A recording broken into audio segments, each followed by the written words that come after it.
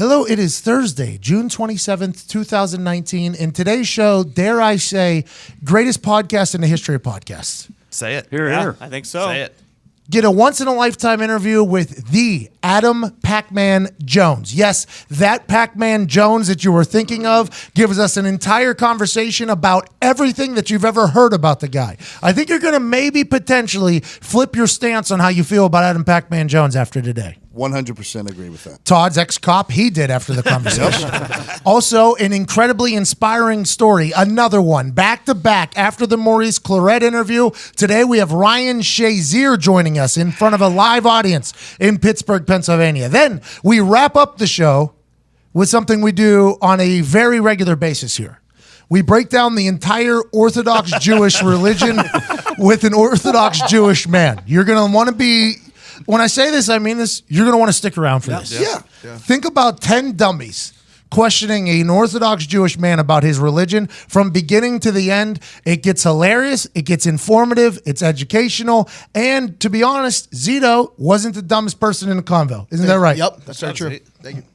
And you would be the dumbest person in any convo if you chose to use any other ticket buying platform other than our presenting sponsor, SeatGeek. SeatGeek is the greatest ticket buying platform on planet Earth and the moon. That's right. If you're going to buy a ticket to a live event on Earth or the moon, you need to use SeatGeek because SeatGeek scans all the other ticket buying platforms and make sure you're getting the best ticket for the best price because they're looking out for you, the best human on Earth. Right now, use promo code PAT. You get $10 off your first order. Use promo code McAfee. Get $20 off your first order. Pat, there's not a lot of sports going on.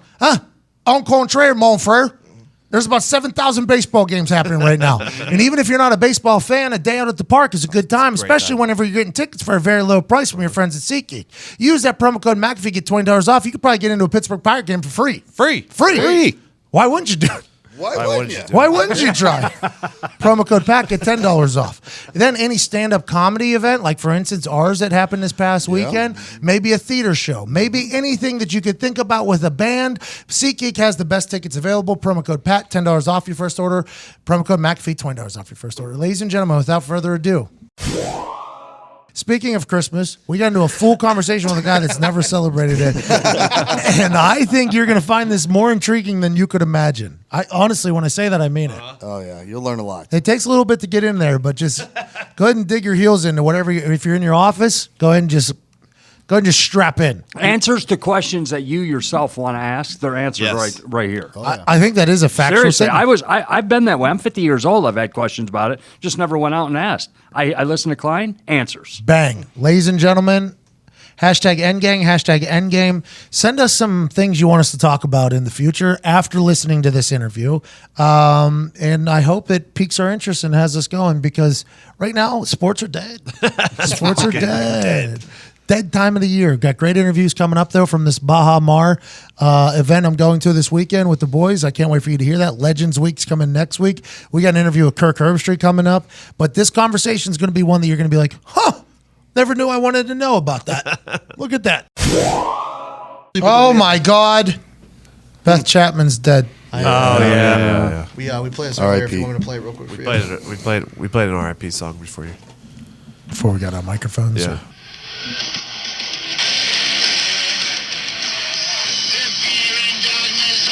Around you.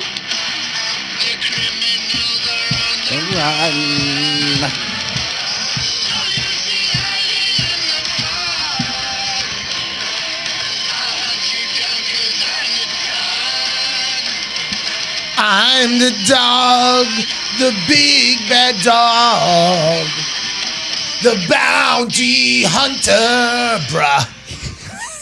Incredible R.I.P. show. Rest in R.I.P. peace. Yeah. That is sad. Yeah. It's very sad. They helped so many lives. Hey, old Beth played no motherfucking games. No. You did not want to cross the boss, which is Beth Chapman. Dog included. Seriously. You did not want to cross Beth Chapman. I love when Dog backed down like in a fight when the lady was present, and then Beth would just come in heavy. Beth would body a bitch. Oh, I know him and her and the daughter, Oh, my God. Lisa. Oh, yeah, little thin Lisa. She got into drug problems. Yeah, ice. I think she got into the ice. He'll get you. Somebody should look out for Leland right now, by the way. Seriously. Leland was fast. Take He away- might have ran a 4-1-40. Take away his paintball gun before he does something bad with it. That's fucked up. What's up, man? Are you kidding me? We're mourning right now. Not legally, we're not. Brought the Bentley out today. Looked good. Haven't driven it in 3 years. It's not registered. The last time I saw it, like driving, you left it at Morty's for like 3 weeks. Yeah. That thing becomes a parking lot ornament whenever I drive it because I forget about how much I hate driving it. That thing gets more looks than anything else. Anywhere there was almost an accident at the red light next to me because people were trying to take pictures of the fucking car, and I'm like, oh my god, I got More than your Mustang? More than the Mustang. Way more than the Mustang. Yeah. Way more than the Mustang. Different class of vehicle. And it's my car isn't registered at all either, by the way. I just got it back yesterday. I got it fixed because the entire thing was shut down. I literally just parked it on my driveway for 3 years. So it was just sitting there collecting dust.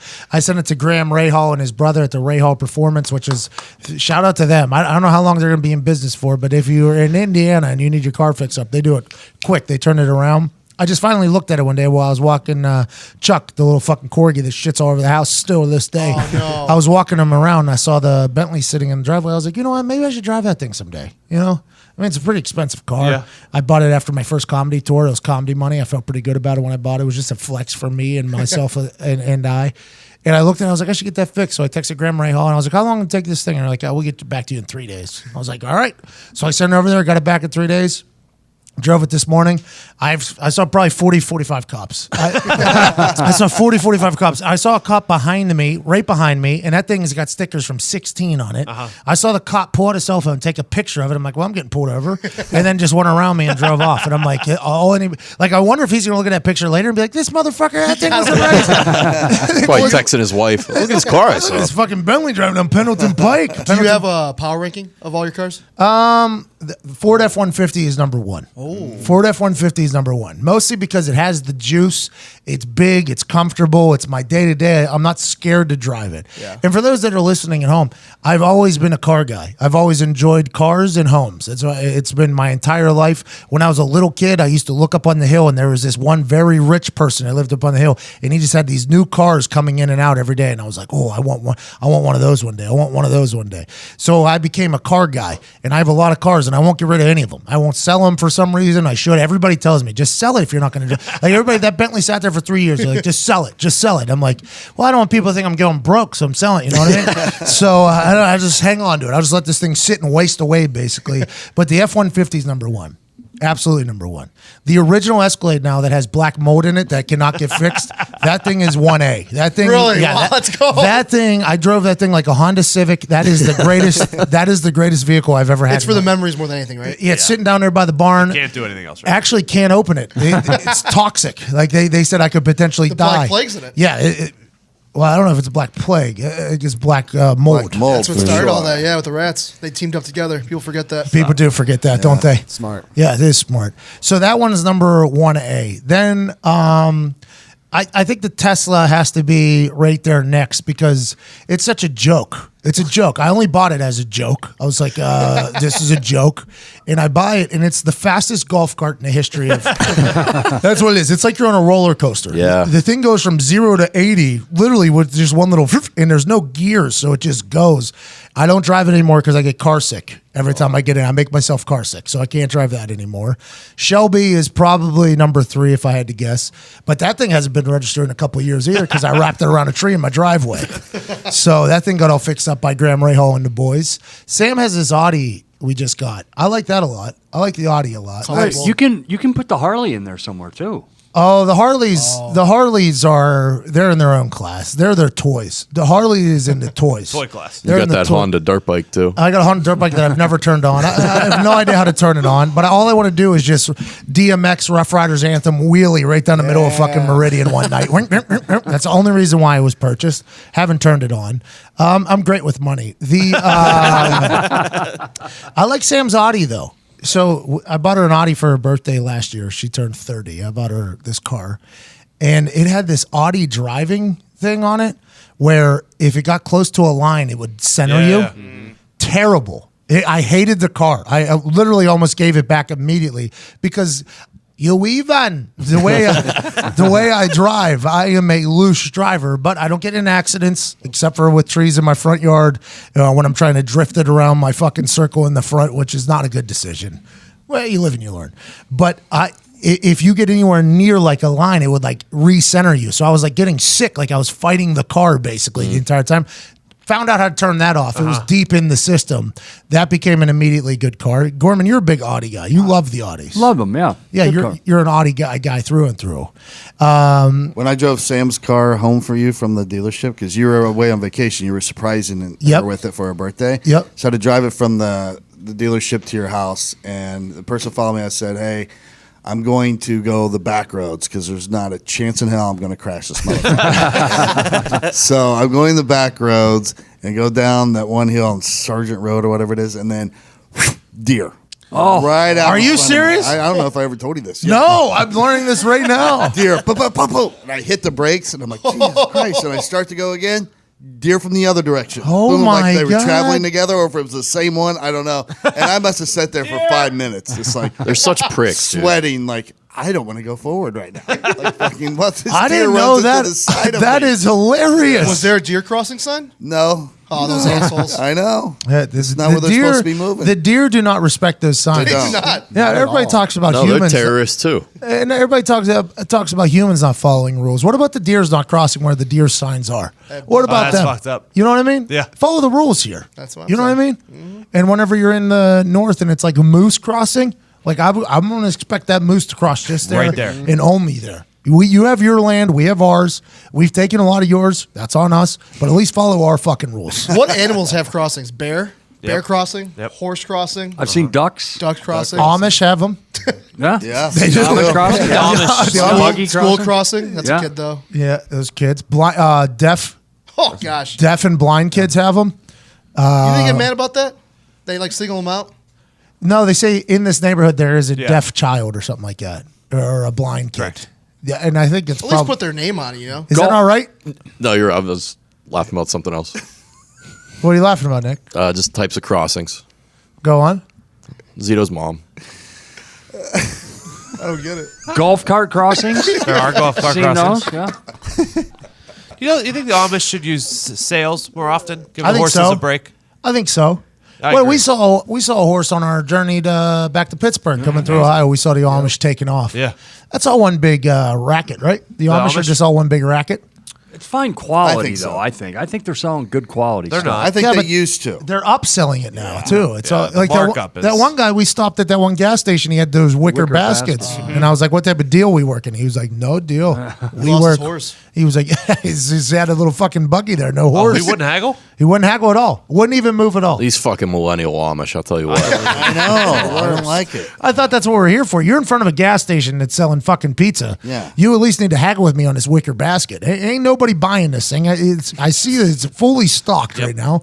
At least give me a little wiggle room. I'll do some work with you. Horseshit. Yeah, they don't pay taxes. $40. That's what it was. Yeah. $40? Yeah, I For tried. the one I looked at, it was $40. I was like, eh. It was nice though. Yeah, it was nice, but Did it have a 20, USB 25. plug-in? I don't know. For 2025, it would have been okay. I can see that. My dad used to do a lot of work with the Amish, and my dad speaks Dutch, like the Amish Dutch, whatever Yeah. it is. They speak their own little language. Pennsylvania Dutch. Yeah, my dad tried to talk to the guy, and the guy fucking cold shouldered him. Like my dad was trying to befriend him. He was like, "What type of finish you got on this wood here?" Because my dad probably sold the fucking finish to said Amish person that did it, and he was like, "It's just da da da." And then my dad started speaking the Amish Dutch to him, like da da da da da da da da, and the guy just like stopped talking to him.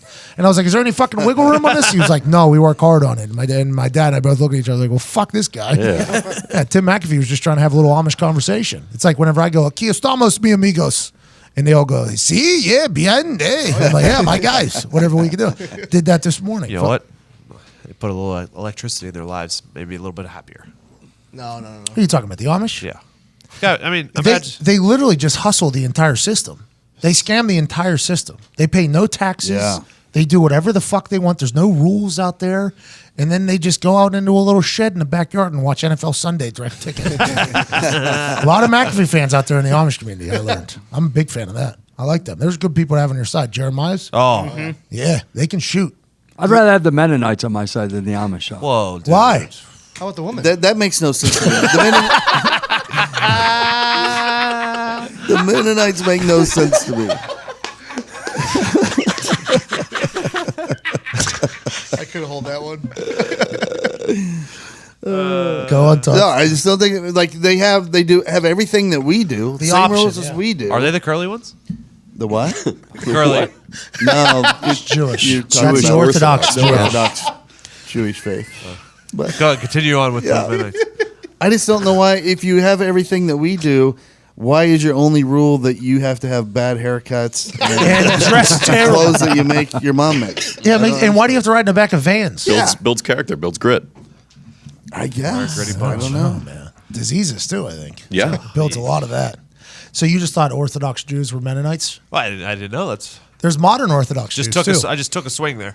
There's modern Orthodox Jews as well. I missed. That's Michael Klein. One of my agents is a modern Orthodox Jew. He takes 24/6. He takes off Friday sundown to Saturday sundown. That can't use technology. He's Amish. He turns Amish for 24 hours. Not a bad idea. It's been the most insane thing I've ever seen in my entire life. And he holds true to it. 1,000% holds true to it. Like he couldn't get in a car one time whenever we were on a trip. He had to walk Every time we've been with him, too, he can't eat food. I don't know why. because but it's he not just can't. kosher. So if it doesn't have the little U with a circle on it, like on a bottle, there'll be a U with a circle on it. And you always thought it was like, I had no idea what I ever thought it meant. That's the kosher union Oh, yeah, right here.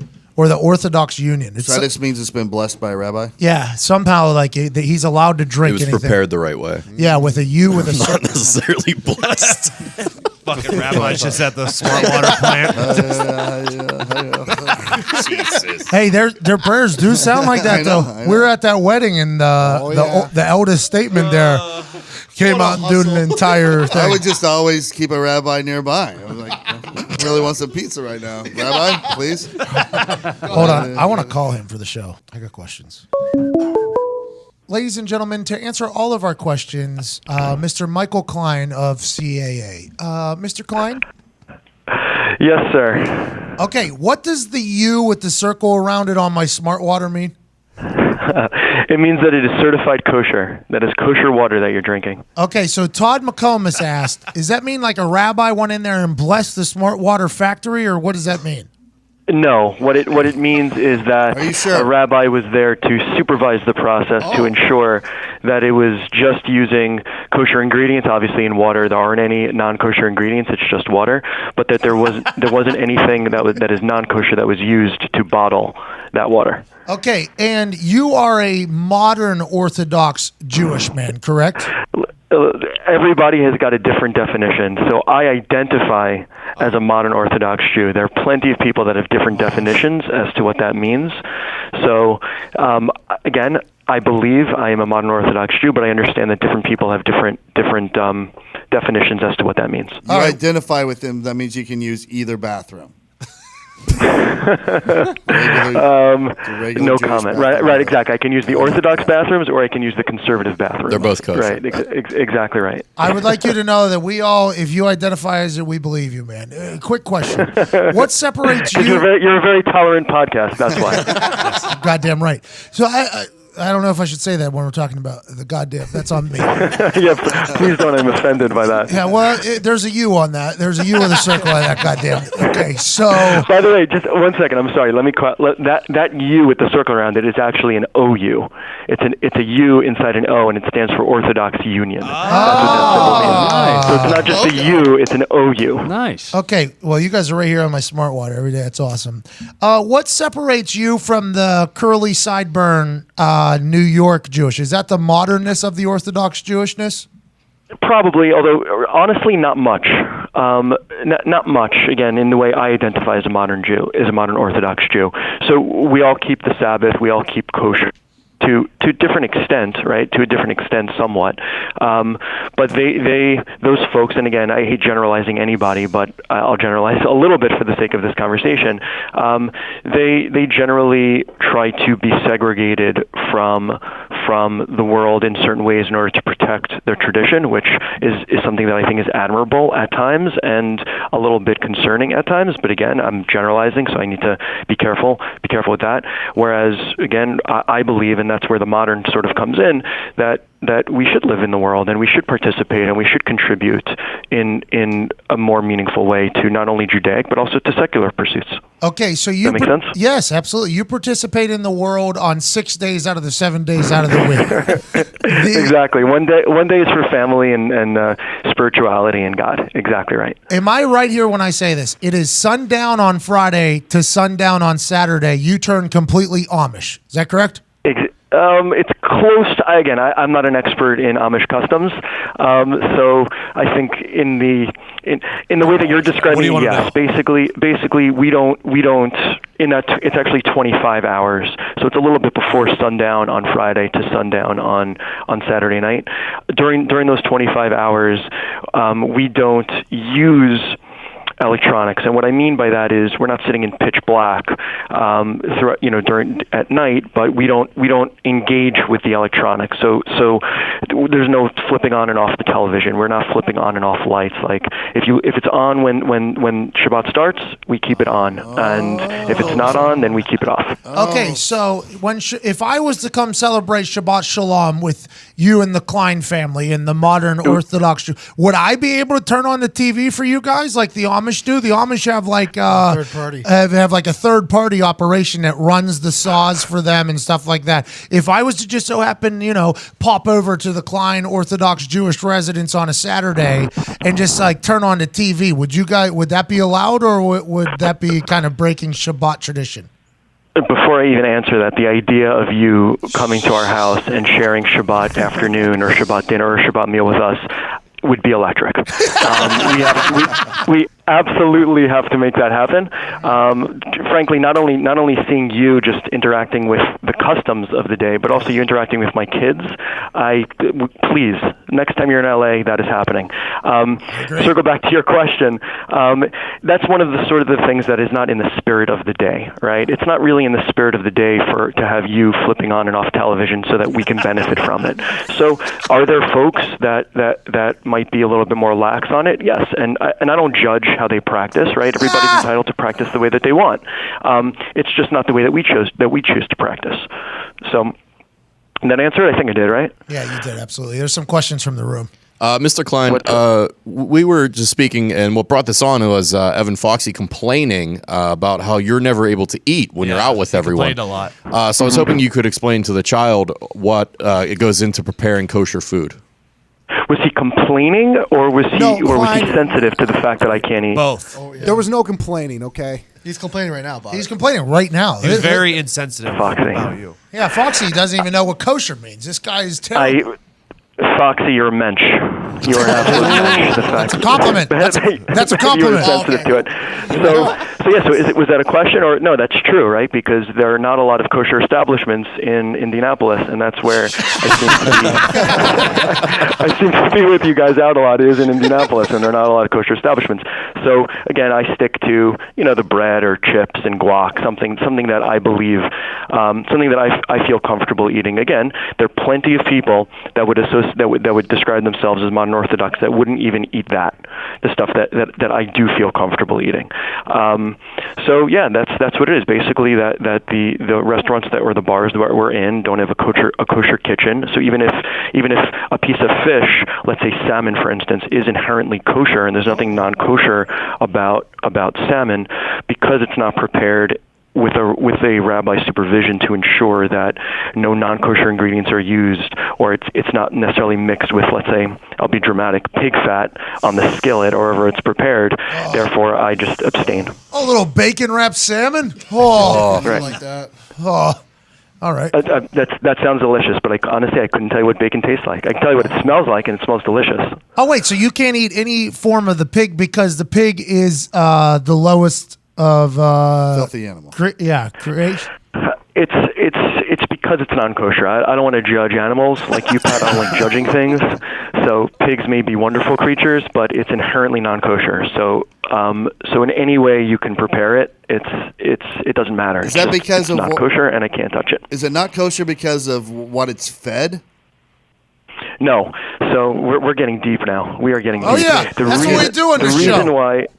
The reason why it's not kosher is because the Torah, and Pat knows all about the Torah. The 'cause we fucking spent a lot of mountain, time Mount going through Sinai. this. They walked all the way up the fucking mountain, and old God was up there. 2 rocks, 10 commandments. And pigs can't get up the mountain. No, pigs from yeah, you the gotta pigs carry 'em. chose not to go up to Mount Texas Road. Sinai. Bunch of assholes. They should have gone on the boat. You guys, you you get guys are all slaughtered. idiots. No, the reason why it's not kosher is because the Torah states, and again, we're getting really granular here, that in order for an animal to be kosher, it needs to both chew its cud and have split hooves. And while the pig does have split hooves, it doesn't chew its cud. Hold on. Therefore, it's not kosher. Hold on. You need to ask God why those are the 2 requirements of a kosher animal. I don't know. I can't answer that, but that's what the Torah says. You So that's what lied we to do. me. You lied to me. I was told that the Torah was 2 rocks, 5 rules on each one. The 1 rock was the rules between you and God, and then the other 5 were the rules amongst the humans, and those were the 10 commandments. Not once did you say that there was a hoof rule on these rocks up on top of Mount Sinai. You almost got it. You almost got it. It's those 2 rocks were the 10 commandments, right? Yep. The 10 commandments are part of the Torah, but it's not the Torah. The Torah is the Bible, the Old Testament. That's Jesus basically Christ. the definition of the Torah. So the Old Testament, within the Old Testament, lists the 10 commandments and also lists all those rules, right? My Great Dane chews its own cud. What- Can we eat it? Yeah, what kind of crud are they supposed to be eating? Zito's mom has hooves. Oh, jeez. Those are the 2 requirements: chewing its cud and split hooves. Okay. I can't thank you enough for coming in here and answering these questions. I think this is going to be good knowledge for a lot of Yeah. people, by the way. And I want to ask you this question. And this is a little bit of a serious question. Well, 2 questions. I am allowed to say the word Jew, correct? Well, it depends. You need to finish the thought and finish the sentence. But I don't believe that the word Jew is offensive. Yeah, you told me that last week, and it was I still have yet to go out in public and on record and just Try say, yeah, I have yet to let it fly out in public. I don't know if it doesn't feel right. I always state Jewish people, but you said that Jew is completely okay. I mean, right, like Michael is an Orthodox Jew. I don't think that's offensive to say. Okay, so I'm Those talking to my damn Jews Orthodox. are cheap. I think that's offensive to say. So it all matters. Whoa! You said it, not me. We're speaking with an Orthodox Jew. So, Mr. Klein, Yes, sir. why is it? And this is a real thing. It seems like the Jewish people are always entrenched in battle with the Muslim group. Why is that? Why is that just something that is in your guys' Torah? Is that something that is just in it? Why do so many people seem to hate it? Because I'm gonna be honest. Where we grew up, there wasn't a lot of Jewish people in Pittsburgh where I grew up at. Out here in Indiana, there's not a lot of Jewish people. In West Virginia, there isn't a lot of Jewish people. So once I started to get to know you and Kunin and others at CAA, you're my first representative of the Jewish religion and Jewish people. And the other Jews say that you're the most Jew. So like getting a chance to chat. Am I allowed to say that? Is that allowed to be said right there? Is that allowed? You're good. Okay. So this is again. I'm not speaking on behalf of everybody. I'm speaking on behalf of myself. I believe that's overstated, right? The rival between Muslim and Jews, right? Like I believe, and I think I can say we believe. Anybody that's not extreme, just be a good person, treat people well, be respectful of people, and I would say just be cool with other people's beliefs, and you're going to be rewarded. That's what I believe Judaism stands for, and that's what I believe Muslim or Islam stands for as well. I don't believe that we're an innately like hateful religion, or that they're a innately hateful religion. I think there are sects of Jewish folks that I don't necessarily agree with how they go about things, and I'm sure there are plenty of Muslim people that feel the same way about certain sects of the way Islam. People practice that religion, and so I think it's overstated that there's this innate rivalry. I think good people prevail, and that's what we try to be. You're a mensch, bro. You're an absolute I'm mensch. sorry. I know you wanted something that's a little bit more elaborate, or maybe a little bit more out there, but that's what I believe. I think this is good. This is what our show does. Our show has real conversations about the real things in life. That's what we're known for, and this is a real conversation that I'm assuming a lot of people have never heard about. Educates. Yeah, we're educating humans out here in the middle of America. Zito has a question. This should be good. Is there like a store that just has the all use in it? Like the U-O-U? OU, yeah. Not Oh. Jews, sorry. Absolutely, it's big business. Kosher Big deli, business in New York, in Chicago, in Miami, in Los Angeles, in places where there are a lot of Orthodox or a lot of Jews that keep kosher. There are kosher supermarkets. So the benefit of that is you can just go in there and you can take anything off the shelf without having to search for that certification. And by the way, there are other certifications other than just the OU. There are lots more. You just haven't noticed them yet. What's that even fucking mean? Like a Blues Clues you're just giving us right now? Yeah, exactly. There's a Triangle K. There's a whole thing. There's a whole thing of all these different been to a organizations Circle K. that certify products to be kosher. It's a gas station. Do you really like the bread that they give you? The really dried one? You get like a religious holidays? No way he likes that bread. I'm not sure what you're talking about. Is this a different religion? Are you talking about like matzah? Yes. Yeah. Do you like that kind of bread? On Passover? Yeah. It's I mean you're only supposed to eat it really for 8 days the entire year. Actually, it's actually pretty good. It's like a better version of a cracker. That's what I believe. Mr. Klein, Yes, sir. has there ever been a Friday where you didn't accidentally leave on the TV going into a Saturday, like during football season? College. I don't feel comfortable answering that question. When I found out that as long as it's on when it starts, it stays on the entire time. Quite a loophole, my friend. I no comment. That's not in the spirit of the day, Diggs. That's why you. Correct. Mr. Klein, I do not consider myself any religion. I have a lot of questions. I'm actually piecing together an entire stand-up hour called Finding My God, where I dive deep into all these religions and point out the things that I find pretty hysterical. Let's say I was to show up at your guys' synagogue. Synagogue? Yes. What if I was to show up there, jorts, tank top, and say, you know what? I've decided I'm an Orthodox Jew. How would that go about? Would that be able to happen? Sure. I mean, there are plenty of people that have converted. Some people that were proud of and some people that were not so proud of. I think Adam Sandler wrote a whole song about Jews that celebrate Hanukkah, some of which converted. So, yeah, I mean, it's a serious process, especially if you want to do it in the Orthodox within the Orthodox community. It's probably a little bit harder to convert in the Orthodox community than it is to convert in other sects of Judaism. But absolutely, we are very welcoming of anybody that has a real, genuine interest in the religion and the practice of the religion. 100%. I just come in there and say, "Yep, Jesus is bullshit." No test or anything?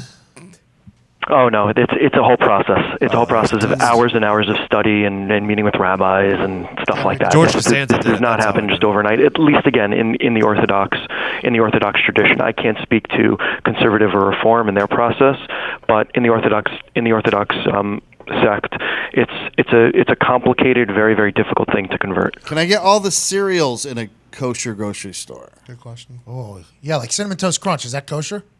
That is kosher. Let's a lot go. of Oh, a lot good of for Lincoln you and guys, Kmart man. is kosher. Yeah. Hey, good for you guys. Yes, I'm very, very proud of Kellogg's. Hey, Klein, why didn't I get the Monday Night Football job? Oh, come on. I'll talk to you guys later. Anything else Jew related? Ladies and gentlemen, my Orthodox Jew friend, Michael Klein. Thank you all. Shabbat shalom. Hey, Shabbat Shalom, bro. See ya. See ya. Is he related to Calvin? Klein? Yeah. I don't think Calvin Klein's an Orthodox Jew. I'm not certain he sells panties. Learned a lot there. Yeah, I'm telling you. Yeah. Every time, I'm so intrigued by it. I think I might be the most intrigued human by religion, maybe on this earth. If I meet somebody who is of a certain religion, they have no idea that I'm coming in for at least a 30 to 45 minute conversation about everything. And I think I can kind of put them off a little bit at first because I do have jorts on and a tank top. So they're assuming that I'm going to come in from some sort of angle, which I am. I just want to learn about it. But man, my first day meeting him and talking to him, he was like trying to recruit me. You know, my first time talking to him actually was when I was still in the NFL. I was still in the NFL. It was like maybe my 5th year in the NFL, 6th year in the NFL. And he was working for a tiny little agency. And he followed me on Twitter and he was like, I want to represent you. I don't know what you're going to do, but I want to represent you. And he had to have the head boss of that small agency called in with him. And they're like, what do you plan on doing when you retire? I'm like, I don't know, man. I want to make movies. I want to have a radio show. I want to be in WWE. I want to do it all, man. I just want to take everyone. And the boss was like, okay, we're going to have to put together an entire plan for this. We'll call you back. Never called me back, right?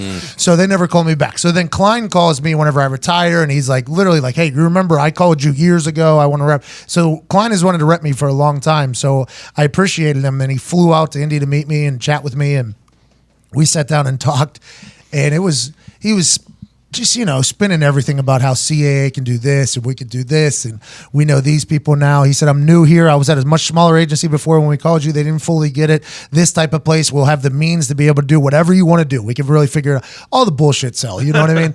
And then he said, my life, I'm an Orthodox Jewish man, blah, blah, blah. And I was like, whew. This guy doesn't even know what just happened. And I literally put my feet up on the desk.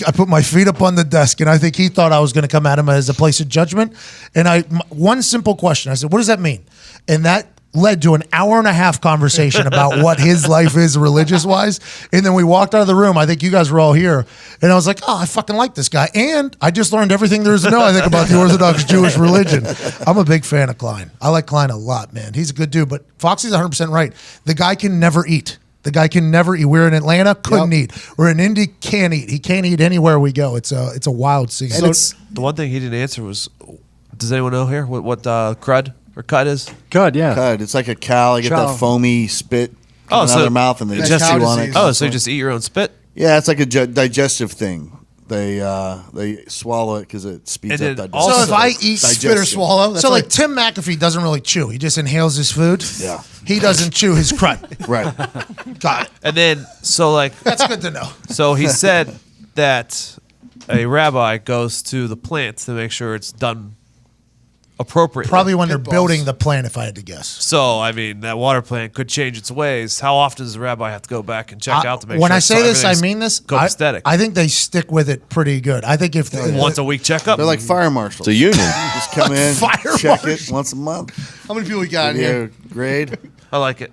So we had Pac-Man Jones on today's show, Ryan Shazier on today's show, and probably the first Orthodox Jewish human that most people have heard talk and explain their religion. I think this was a hell of a Thursday. I can see Klein running from the back room right as it's getting sundown on Friday night. Turn that television on. Tomorrow Notre Dame's on. All he ever said, Notre Dame, huh? I just meant a college football game. Oh, yeah. Unbelievable. Wow. Clemson's on.